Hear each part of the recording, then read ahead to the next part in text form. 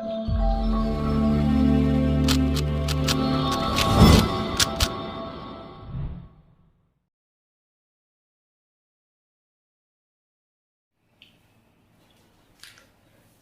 Everyone, स्वागत है आप सभी का अपने यूट्यूब चैनल आरके एकेडमी पर।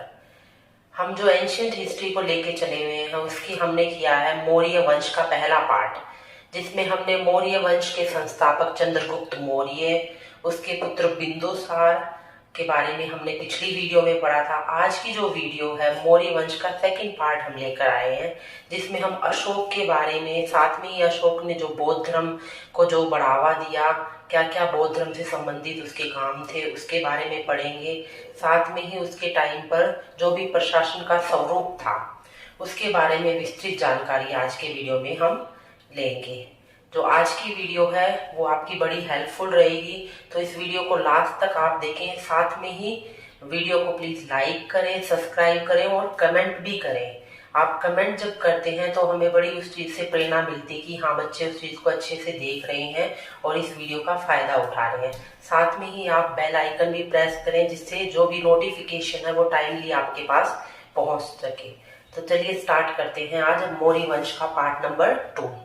तो मौर्य वंश का हमने किया था, तो मौर्य वंश की स्थापना होती 322 बीसी में, जो कि कब तक चलता है, 185 बीसी तक मौर्य वंश का टाइम रहता है। इस दौरान 2 शासक हम पढ़ चुके हैं। आज तीसरा शासक है जो कि बिंदुसार का पुत्र था, कौन, अशोक। उसके बारे में हम पढ़ने जा रहे हैं। अशोक के बारे में बोला जाता है कि अशोक, बौद्ध धर्म के अनुसार अशोक ने अपने 99 भाइयों की हत्या करके राजगद्दी हथियाई थी। लेकिन कई जगह कोई और इतिहासकार हैं वो इस बात से सहमत नहीं नजर आते हैं। तो वो तो एक कहानियां हैं जिनके बारे में कोई भी हमें प्रूफ हमारे पास नहीं है कि एक्चुअल में उस टाइम पे हुआ क्या था। तो जो अशोक था उसका राज्याभिषेक कब होता है, 269 बीसी में, यानी कि उसका शासन कब से स्टार्ट होता है, 269 बीसी से स्टार्ट होता है और 232 बीसी तक, ईसा पूर्व तक यह शासन करता है। ठीक है, 269 बीसी से लेकर 232 बीसी तक अशोक का शासन रहता है मौर्य वंश में। ठीक है, इस दौरान इसकी जो इसके इम्पोर्टेंट पॉइंट्स हैं हम उसको कवर करेंगे। तो सबसे पहले इसके दौरान उसका जो साम्राज्य था उसमें उसने एक महत्वपूर्ण युद्ध लड़ा था, जिसको बोला जाता है कलिंग का युद्ध। तो इसकी डेट भी हम ध्यान रखेंगे, 261 बीसी में, 261 बीसी में अशोक ने कलिंग का युद्ध लड़ा था। कलिंग किस जगह का नाम था, उड़ीसा का नाम था। जो आधुनिक उड़ीसा है, आधुनिक भारत में जो उड़ीसा है उसका प्राचीन नाम क्या था, कलिंग नाम था प्राचीन। तो ये भी क्वेश्चन ऑब्जेक्टिव टाइप में बन सकता है कि कलिंग किस राज्य का प्राचीन नाम था। तो उड़ीसा का प्राचीन नाम था कलिंग। तो कलिंग पर अशोक का आक्रमण कब होता है, 261 बीसी में होता है।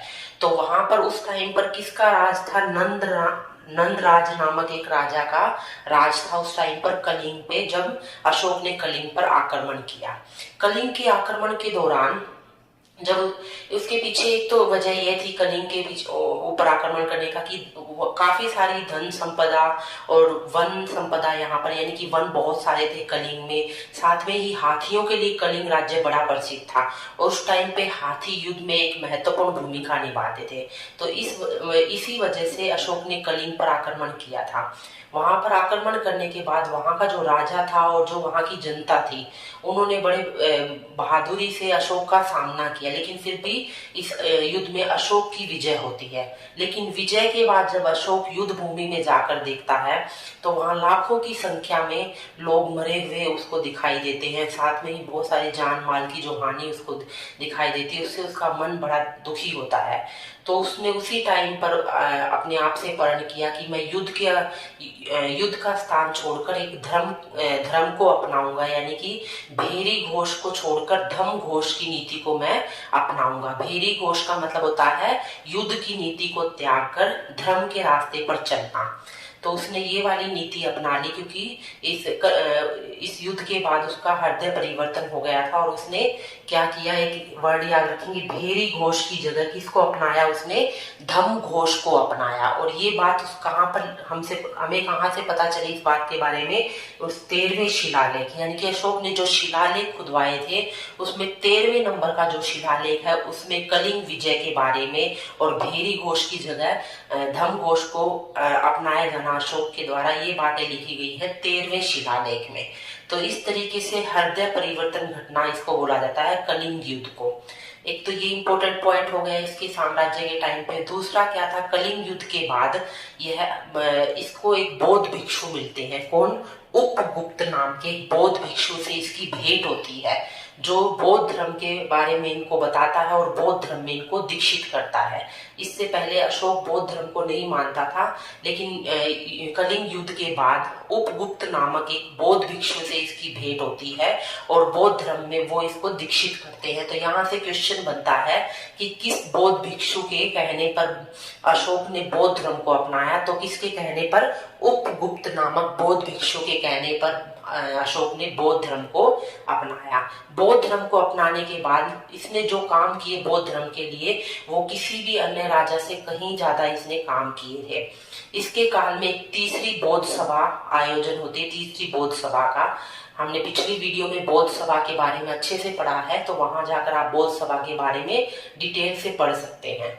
तो तीसरी बौद्ध सभा का आयोजन होता है अशोक के समय में। कब होता है तीसरी बौद्ध सभा का आयोजन? अशोक के समय में होता है, लगभग 247 बीसी या कई बुक में 250 बीसी भी इसको दिया गया है। तो 247 बीसी में तीसरी बौद्ध सभा का आयोजन होता है। इस बौद्ध सभा की अध्यक्षता कौन करता है? मोगलीपुत्तिस करता है। और कहाँ पर ये बौद्ध सभा होती है? पाटलिपुत्र में इस बौद्ध सभा का आयोजन होता है। तो इस बौद्ध सभा के बाद उसने बौद्ध धर्म के प्रचार के लिए काफी सारे काम किए अशोक ने, जिसके क्रम में धर्म महामात्रों की नियुक्ति की इसने, यानी कि ऐसे महामात्र यानी ऐसे मंत्रियों की नियुक्ति की जो घूम घूम कर लोगों तक बौद्ध धर्म के संदेश या बौद्ध धर्म से संबंधित बातें लोगों तक पहुंचा सके। तो धर्म महामात्रों की नियुक्ति करता है ये बौद्ध धर्म के प्रचार के लिए। साथ में ही ये अपने पुत्र महेंद्र, इसके पुत्र का नाम क्या था? महेंद्र, और पुत्री का नाम था संघमित्रा। दोनों को कहाँ भेजता है? श्रीलंका में भेजता है बौद्ध धर्म के प्रचार के लिए। कौन सी जगह भेजता है? श्रीलंका में भेजता है बौद्ध धर्म के प्रचार के लिए। तो इससे संबंधित भी क्वेश्चन पूछा गया है कि उसने अपने पुत्र पुत्री को किस जगह पर बौद्ध धर्म के प्रचार के लिए भेजा? तो श्रीलंका में भेजा था अपने पुत्र महेंद्र और पुत्री संघमित्रा को। उसके बाद इसने क्या किया कि बौद्ध धर्म के प्रचार के लिए इसने एक अलग रास्ता अपनाया। इसने अभिलेख खुदवाए, अपने देश में ही नहीं बल्कि देश से बाहर भी इसने अभिलेख खुदवाए। उन अभिलेखों के माध्यम से धर्म से संबंधित बातें, नैतिकता से संबंधित बातें लोगों तक पहुंचाई। और ये अभिलेख 4 लिपियों में लिखे गए थे। उस टाइम पर उसने 4 लिपियों का सहारा लिया इन अभिलेखों को लिखने के लिए अशोक ने। कौन कौन सी 4 लिपि थी वो देखिए। यानी कि भारत में जो भी अभिलेख मिले हैं, अशोक के जो भी अभिलेख भारत की भूमि में मिले हैं, वो ब्रह्मी लिपि में लिखे गए। और भाषा कौन सी यूज की गई है उनमें? प्राकृत भाषा यूज करी है। बाद में इसने संस्कृत भाषा का भी यूज किया है, तो किसी किसी अभिलेख में संस्कृत भाषा भी बाद में मिलती है। तो स्टार्टिंग में जो भी अभिलेख इसके द्वारा खुदवाए गए वो किस में थे? ब्रह्मी लिपि में। जो भारत में मिले गए हैं वो ब्रह्मी लिपि में, और भाषा क्या थी उसमें? प्राकृत भाषा थी। फिर दूसरा, पाकिस्तान के एरिया में, जो पाकिस्तान उस टाइम पर पाकिस्तान नहीं था, अब जो पाकिस्तान है उसकी हम बात कर रहे हैं। पाकिस्तान के एरिया में शाहबाजगढ़ी और मानसेरा, ये 2 जगह के नाम है, शाहबाजगढ़ी और मानसेरा। यहाँ पर उसने ख्रोष्टी लिपि का यूज किया। किस लिपि का यूज किया? ख्रोष्टी लिपि का यूज किया। इस लिपि के बारे में पूछा जाता है, कौन सी लिपि है जो दाएं से बाएं लिखी जाती है। जैसे हम जब भी कोई चीज लिखते हैं तो हम यहाँ से लिखना स्टार्ट करते हैं। जैसे मैंने ये लिखा हुआ है सनीदाता, तो हम इसको ऐसे लिखना स्टार्ट करेंगे, यानी हम बाएं से दाएं जा रहे हैं। लेकिन ख्रोष्टी लिपि में क्या होता था? दाएं से बाएं की तरफ आते थे। तो ख्रोष्टी लिपि के बारे में पूछा जाता है, कौन सी लिपि है जो दाएं से बाएं लिखी जाती है? तो कौन सी लिपि लिखी जाती है? ख्रोष्टी लिपि लिखी जाती है दाएं से बाएं की तरफ। यानी हम इधर से लिखना स्टार्ट करेंगे और यहाँ तक आएंगे। इस तरीके से इस लिपि को लिखा जाता है। और ये लिपि कहाँ इसका यूज किया गया था अशोक के द्वारा? पाकिस्तान क्षेत्र में मानसेरा और शाहबाजगढ़ी क्षेत्र में किया गया था। तीसरी लिपि है आरमाइक लिपि, जिसका यूज किया गया था अफगानिस्तान में। देखो, अ से अफगानिस्तान हो गया, अ से आरमाइक, ऐसे याद कर लेंगे आप। अफगानिस्तान क्षेत्र में काबुल में और तक्षशिला में, काबुल में भी एक जगह थी लगमान, क्या जगह थी? लगमान और तक्षशिला। इन दो जगहों पे कौन सी लिपि का यूज किया गया है? आरमाइक लिपि का यूज किया गया है। फिर चौथी लिपि जो आती है ग्रीक लिपि। एक ऐसा इसका अभिलेख है जो शाह ए कुना में मिला है। कहाँ पर मिला है? शाह ए कुना कंधार में मिला है, जो द्विभाषी अभिलेख था, यानी कि दो भाषाओं का इसमें यूज किया गया था, आरमाइक लिपि और ग्रीक लिपि। इन दोनों भाषाओं का यूज किया गया था। आप देखिए, अगर आपको हम रोज जैसे ये वीडियो कर रहे हैं, तो एक दो वीडियो में मैंने मैप भी ड्रॉ किया था। तो मैप को अगर हम ध्यान देंगे मैप पर, तो भारत में तो इसने यूज की ब्रह्मी लिपि। जैसे ही भारत से हम उत्तर की तरफ पाकिस्तान गए, उत्तर पश्चिम की तरफ पाकिस्तान में गए, तो वहां लिपि कौन सी यूज की? ख्रोष्टी लिपि। फिर पाकिस्तान से ऊपर अफगानिस्तान गए, वहां पर कौन सी लिपि यूज की इन्होंने? आरमाइक लिपि यूज की। फिर अफगानिस्तान से थोड़ा सा और आगे की तरफ ये बढ़े हैं, तो यहाँ पर इन्होंने आरमाइक और ग्रीक लिपि में एक अभिलेख इनका मिलता है शाह ए कुना जगह से। कहाँ से मिलता है? शाह ए कुना जगह से। यानी कि जैसे जैसे यूनान, ग्रीक के आसपास इनका क्षेत्र पड़ता था, वहां तक पहुंचे, तब तक क्या हुआ? इन्होंने ग्रीक लिपि को भी यूज कर लिया था। जैसे कि हमने बताया कि यूनानियों के साथ भी मौर्यों के संबंध स्थापित हो गए थे, वैवाहिक संबंध, तो उनकी लिपि भी का भी असर इनके ऊपर आने लग गया था। तो इस तरीके से 4 लिपियों का यूज किया गया था अभिलेखों को खुदवाने में। जो लिपि और भाषा का यूज किया था वो मैंने आपको बता दिया है। आगे चलिए, हम इस तरीके से हमने अशोक के बारे में सारा पढ़ लिया कि किस तरीके से अशोक के काल में क्या क्या इंपॉर्टेंट बातें हुई थी।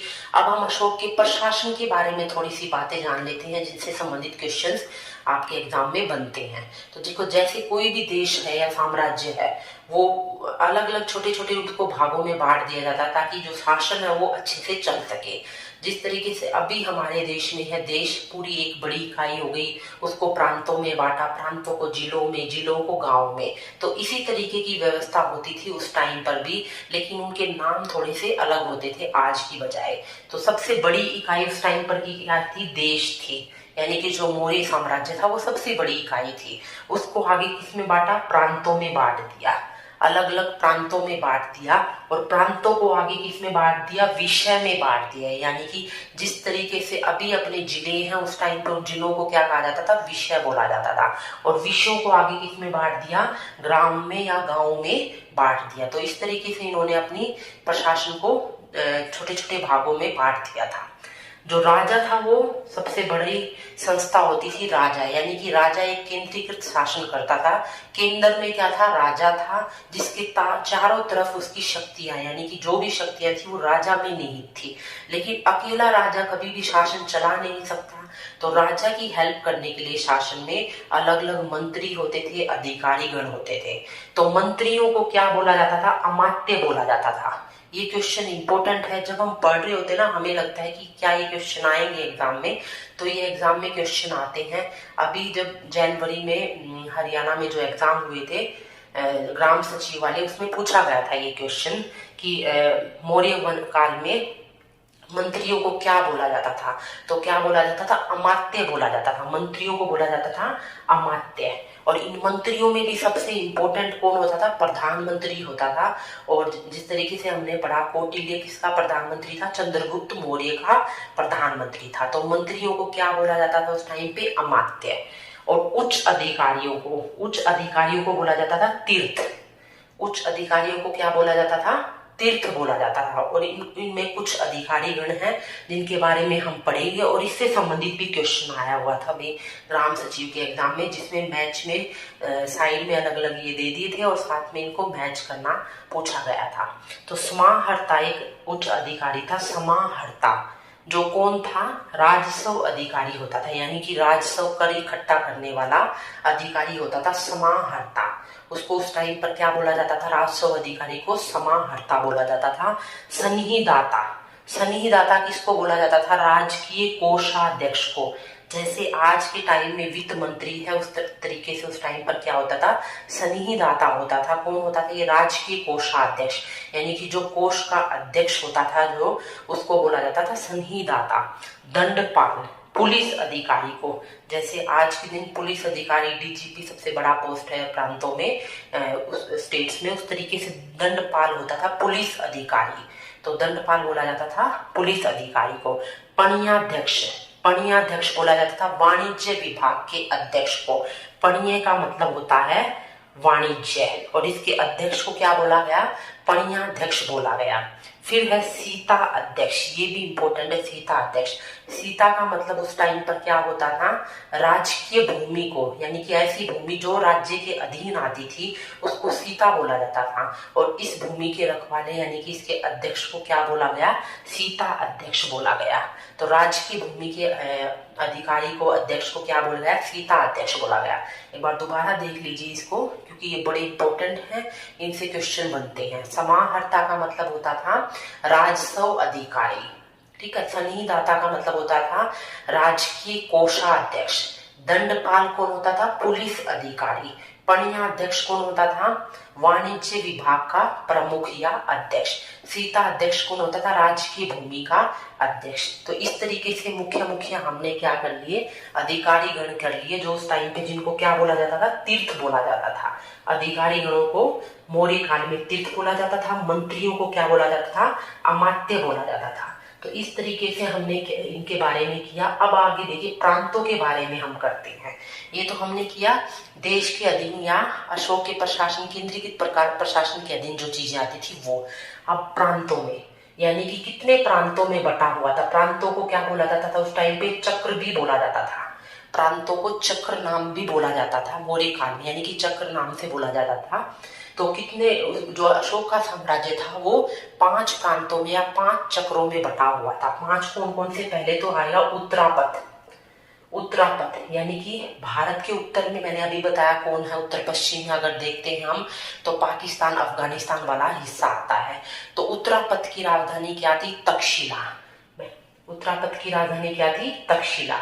हमें पता है तक्षशिला का हमने अभी किया था, तक्षशिला के विद्रोह को दबाने के लिए, पिछली वीडियो में हमने किया था इसके बारे में। तक्षशिला के विद्रोह को दबाने के लिए पहले सुशील को भेजा जाता, बाद में अशोक को भेजा जाता था। तो इस तरीके उत्तरापथ यानी कि उत्तर के साइड के जो राज्य थे, जो भी जगह थे, उनको उत्तरापथ प्रांत बना दिया गया और उसकी राजधानी क्या बनाई गई, तक्षशिला बनाई गई। फिर दूसरा प्रांत था इनका दक्षिणापथ, यानी कि इंडिया की जो दक्षिण का पार्ट है उसकी राजधानी क्या बनाई गई, स्वर्णगिरी। क्या बनाई गई, स्वर्णगिरी। स्वर्णगिरी उसकी राजधानी बनाई गई, ठीक है। दक्षिणापथ की राजधानी क्या होगी, स्वर्णगिरी। फिर तीसरा आता है प्राची, जिसको पूर्वी भी बोला जाता है। पूर्वी प्रदेश की राजधानी क्या थी, पाटलिपुत्र। देखो पाटलिपुत्र बिहार में है, और मगध मतलब जो उस टाइम पे मगध था, जो आधुनिक बिहार है वो, तो वो पूर्व की साइड पड़ा है इंडिया के। थोड़ा सा हम मैप को अगर ध्यान रखेंगे तो उत्तर में तक्षशिला होगी उत्तरापथ की, दक्षिणापथ की क्या होगी, स्वर्णगिरी होगी, या स्वर्णगिरी भी कई बार लिखा मिलता है, कहीं कहीं स्वर्णगिरी भी लिखा मिलता है, ध्यान रखना है इसको। दक्षिणापथ की राजधानी होगी। और पूर्वी यानी कि प्राची को क्या बोला जाता है, पूर्वी बोला जाता है। तो प्राची प्रदेश की राजधानी क्या होगी, पाटलिपुत्र होगी। एक इसने जीता था कलिंग प्रदेश, जो हमने अभी डिस्कस किया था, कलिंग प्रदेश। कलिंग की राजधानी इसने बनाया तोसली को। कलिंग की राजधानी क्या थी, तोसली। और 5वां इसका राज्य था अवंती, जिसकी राजधानी क्या थी, उज्जैनी की राजधानी अवंती। उज्जैनी थी, उज्जैनी की राजधानी अवंती। अवंती क्या था, राज्य का प्रांत था, अवंती प्रांत था, और इसकी राजधानी क्या थी, उज्जैनी। अवंती प्रांत था और इसकी राजधानी क्या थी, उज्जैनी राजधानी थी। तो इस तरीके से 5 प्रांतों में 5 चक्रों में बटा हुआ था मौर्य साम्राज्य। और एक और बात अवंती से ध्यान रखेंगे, अशोक राजा बनने से पहले कहाँ का राज्यपाल था, तो अवंती का राज्यपाल था। ध्यान रखेंगे, अशोक राजा बनने से पहले कहाँ का राज्यपाल था, अवंती का राज्यपाल था अशोक।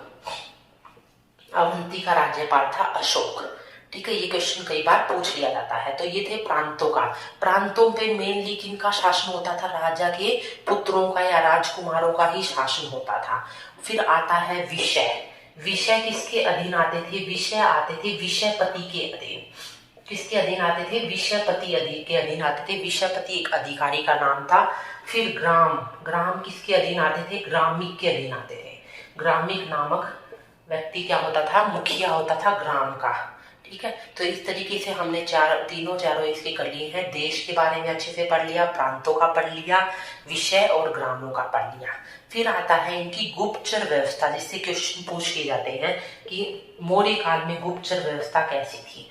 मौर्य काल में जो गुप्तचर व्यवस्था थी बड़ी अच्छी थी। गुप्तचरों का मेन काम क्या होता है कि जनता के बीच में जाकर जनता की जो बातें हैं वो, या उनकी जो भी अंदर की उनकी भावनाएं हैं वो पता करना और शासन तक पहुंचाना, या जहां भी कोई विद्रोह होने की संभावना है उसको पहले ही पकड़कर राजा के पास लेके जाना उन चीजों के, ताकि उसको पहले ही कंट्रोल किया जा सके। तो गुप्तचर व्यवस्था जो अर्थशास्त्र लिखी गई थी कौटिल्य के द्वारा, उसमें गुप्तचरों को क्या नाम बताया गया है? गुप्तचरों का गुडपुरुष, गुडपुरुष के नाम से गुप्तचरों को बोला गया है अर्थशास्त्र में।